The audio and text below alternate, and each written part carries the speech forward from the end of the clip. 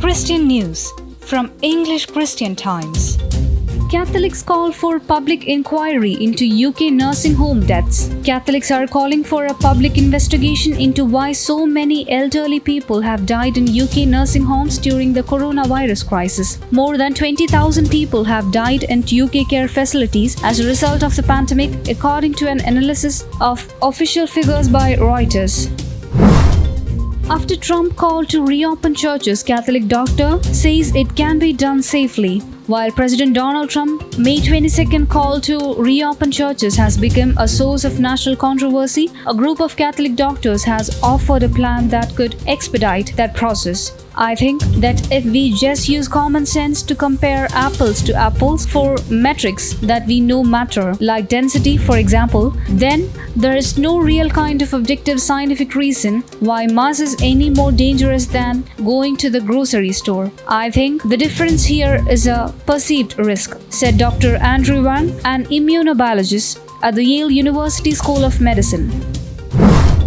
Live stream of Mass with Pope Francis on China's social media raises censorship questions. The Vatican revealed this week that Catholics in China were able to use the most popular Chinese state-monitored social media platform, WeChat, to live stream Pope Francis's daily Mass during the coronavirus pandemic. An expert on China's media has cautioned that the Chinese regime may have had something to gain in granting China's Catholics this limited access to the Pope. The elusiveness of news and ISIS leadership. The seemingly never-ending elusiveness of ISIS leadership haunts the Middle East. The region eagerly looks towards a future where the terrorist organization is dismantled. Until then, any news that a high-ranking member of ISIS was captured is welcomed across the region, but confusion reigns among the details, creating an atmosphere which decreases the confidence of those surviving victims. Bishops respond to England's new opt-out organ donation. A new law treating all adults in England as potential organ donors unless they opt out potentially undermines the concept of donation as a gift. The country's bishops have said. A statement by the Bishops' Conference of England and Wales noted that the Church has consistently encouraged organ donation. South Sudan. Church leaders form COVID-19 Ecumenical Task Force. The South Sudan Council of Churches has issued a pastoral statement on COVID-19. The SSCC also announced the formation of an ecumenical task force with the purpose of complementing the efforts of the country's national high-level task force on COVID-19.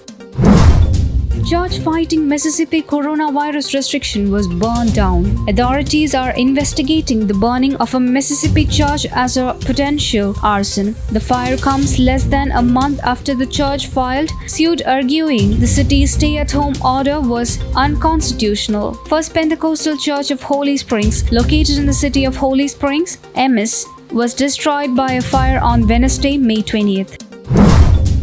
Archbishop Hebda, Catholics depends on the Eucharist and Masses will resume. The day after announcing that parishes in Minnesota can ignore a statewide order on religious gatherings, the Archbishop of St. Paul and Minneapolis explained the pastoral motive for his decision. Catholics really depend on the Eucharist to get through the challenges of their lives, Archbishop Bernard Hebda told reporters May 21st. American pastor detained in India for 7 months finally returns home. American pastor Brian Neran, who was detained in India since October 2019, returned home on Tuesday after charges against him were dropped by prosecutors on Friday, May 15th, resulting in a judge lifting travel restrictions and returning his passport. He was forced to pay over $50,000 to secure his release, his lawyer said. Go often to rest your heart never near the tabernacle. You will find there the necessary strength and graces to go more surely along the path of fidelity. Sen Leonie Aviat. News Desk, Christian Times.